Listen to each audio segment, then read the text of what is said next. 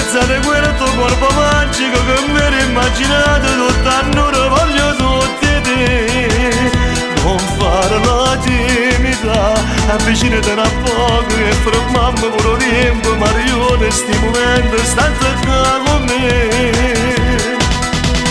Fatto passare questa bocca, fammi pazzi questi vasi, e dopo sotto la doccia torniamo a fare.